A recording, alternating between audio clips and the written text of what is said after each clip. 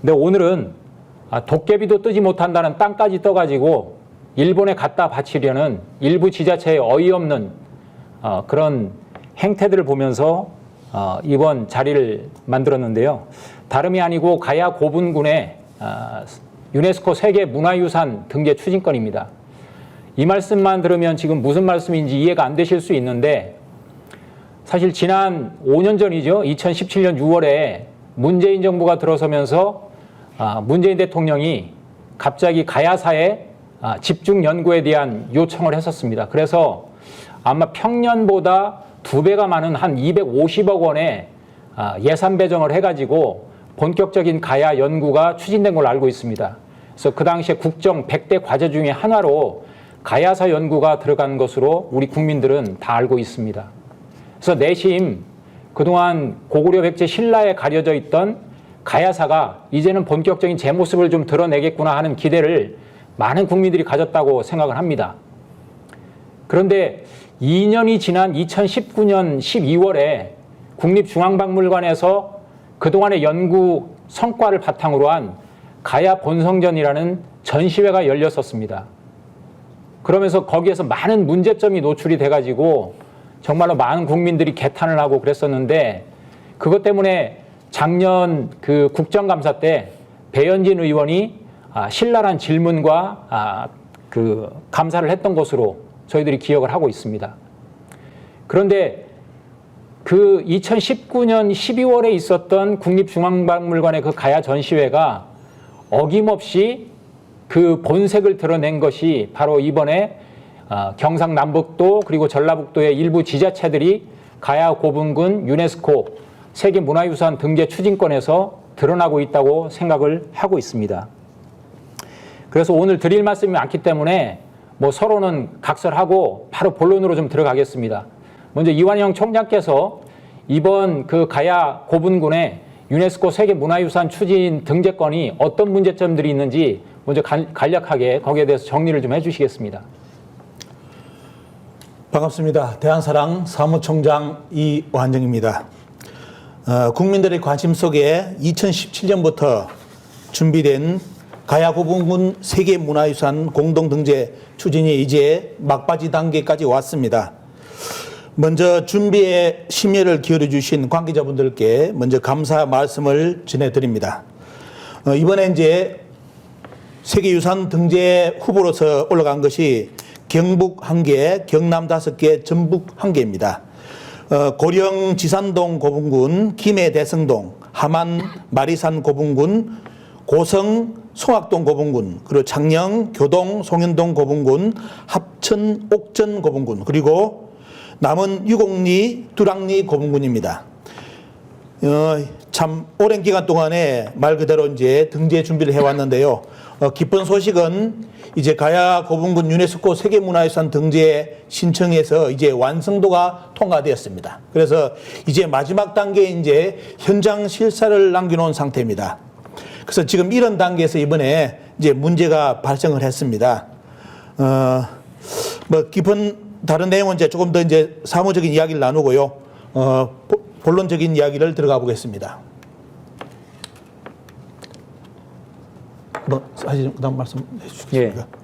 지금 뭐 간단하게 그 가야 고분군 유네스코 세계문화유산 등재 추진권에 대해서 지금 그 추진 상황에 대해서 간단하게 정리를 해주셨는데, 사실은 유네스코 그 세계문화유산 추진에 대해서는 구체적으로 우리나라 문화재청에서 그 업무를 맡고 있습니다.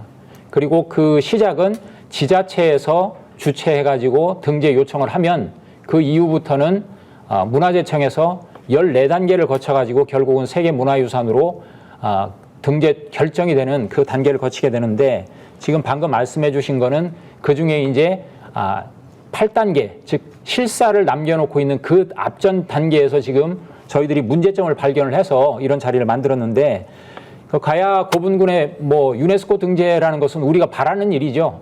근데 과연 그걸 가지고 왜 대한사랑이 이런 좌담회를 열고 많은 국민들에게 어떤 호소의 이런 자리를 만들었는가 하는 것은 다시 한번 좀 구체적으로 그 문제점에 대해서 얘기를 좀 해주세요. 예, 그 본론적인 이야기를 말씀을 드리고자 합니다. 여러분 화면을 먼저 봐주시기 바랍니다.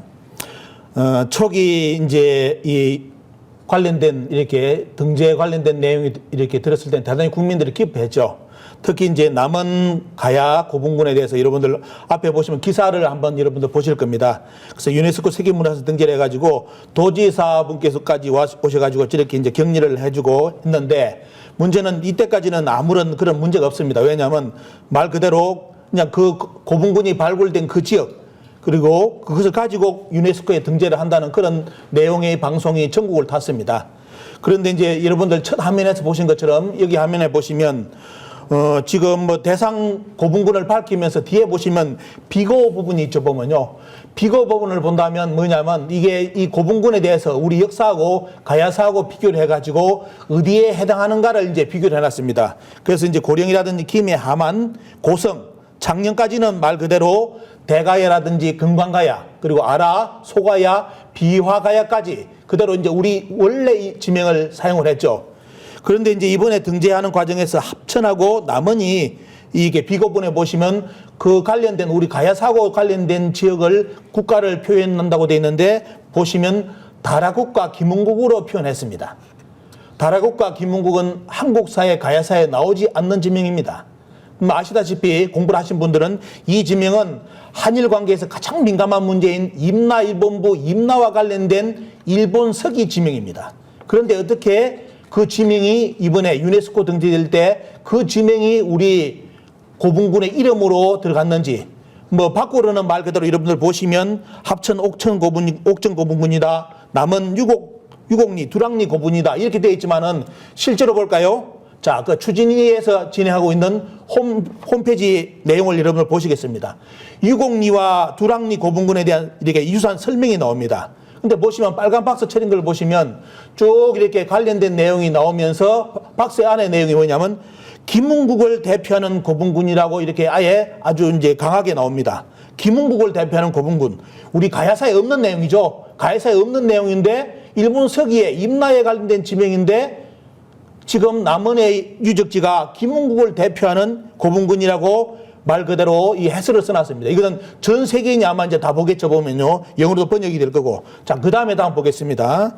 보시면 또 이제 고분군에 대해서 이 설명이 쭉 나오는데 여기도 보시면 어떻습니까? 계속 강조하는 것이 김흥국을 대표한다고 되어 있습니다. 자, 들어가 보겠습니다. 합천을 가보니까 합천은 이제 여기도 보면 다라를 이야기해놨는데 어떻게 설명했냐면 4세기부터 6세기 가야연맹을 구성했던 다라국을 대표하는 고분군이다 해놨습니다.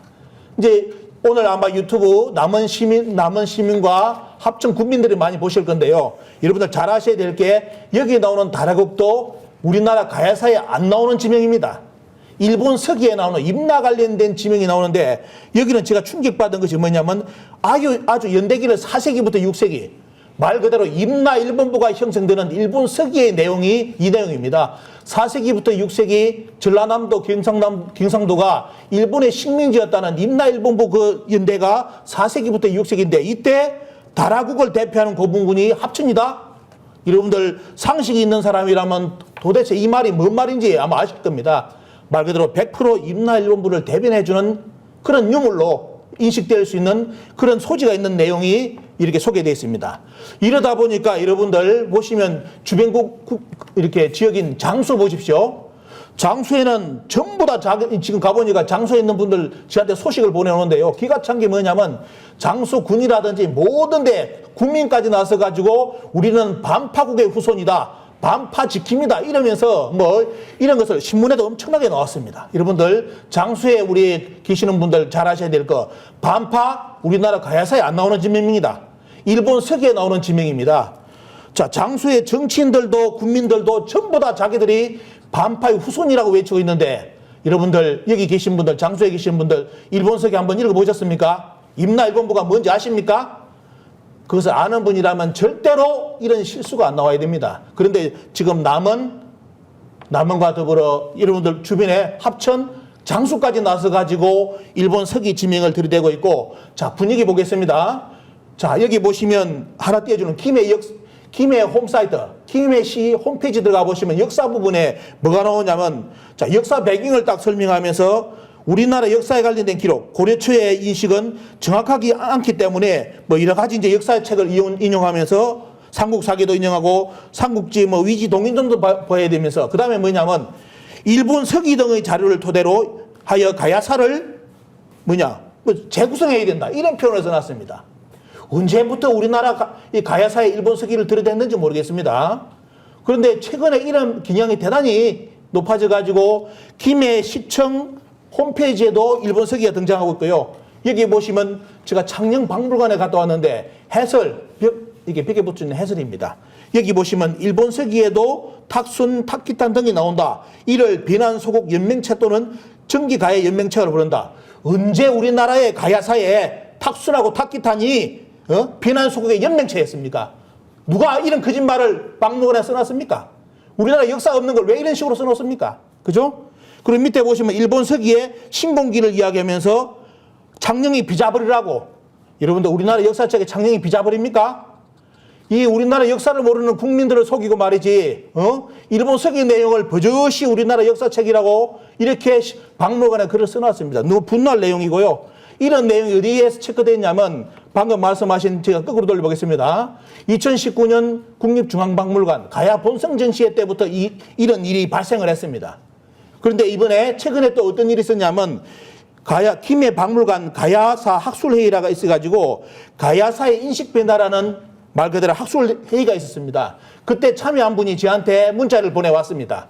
그때 내용이 뭐냐? 전체적인 내용은 어떻게 정리를 하느냐면 이때 발표한 사람들이 이렇게 매듭을 짓다고 합니다. 일본 서기를 가야사에 공식적으로 인용하는 시대가 왔다는 것을 천명했답니다. 그러면서 임나일본부는 일본에서 폐기된 것처럼 발표를 했다는 겁니다. 오늘 여러분들 일본하고 직접 연결해 볼 건데요. 일본에서 어떻게 임나일본부가 나오는지 직접 여러분들 오늘 현실을 보시면 이런 말이 얼마만큼 새빨간 거짓말이고 대한민국 국민을 기만하는 것인지 여러분들 오늘 이 방송을 통해서 보실 겁니다. 지금 이런 상황 속에서 이번 문제가 지금 대두돼 가지고 국민들이 알기 시작했고요. 지금은 대단히 진짜 말 그대로 국민 전체가 분노를 느끼는 시간대로 왔습니다. 간단하게 이렇게 정리해 드립니다. 예. 지금 뭐 앞서도 말씀을 드렸지만 사실은 이 유네스코 세계문화유산 등재 추진권은 그 추진 주체가 지자체라든지 아니면 문화재청이거든요. 그러니까 시민이나 국민들의 그 세금을 가지고 녹을 먹는 사람들이 추진하는 일이에요. 그런데 얼마나 이렇게 주먹구구식으로 진행이 되는지, 이게 지금 그 지명을 사용하는 문제가 단순하게 뭐 우리는 옛날에 우리 지역에 이런 나라가 있었다 하는 그런 어떤 자부심을 심어주기 위한 그런 것들이 아니고 그 지명 자체가 어떤 의미를 가지고 있는지를 심사숙고하지 않고 또 그 지역에 있는 여러 대학의 학자들이 그런 부분에 있어서 정말로 이게 얼마나 큰 파장을 미칠지에 대해서 그런 생각을 하지 않고 그런 행동을 하다 보니까 결국은 이런 사태까지 와 있다고 생각이 되는데, 뭐 앞에서도 말씀드렸지만 지금 이런 어떤 가야사 연구의 그 연구비 자체가 국정 100대 과제 중에 하나로 선정이 돼가지고 250억이라는 돈이 투입이 돼가지고 나온 결과물이에요. 그런데 그 결과가 이런 식으로 일본 서기에만 등장하는 일본식 지명을 갖다가 우리 한반도 남부에 비정을 해가지고 우리 지자체는 자랑스럽게도 이런 어떤 지명을 가지고 있었다. 이런 것들이 언제부터 시작이 된 거냐? 그게 바로 2년 전에 결국은 그 국립중앙박물관에서의 가야 전시회다 하는 것을 말씀을 드렸는데,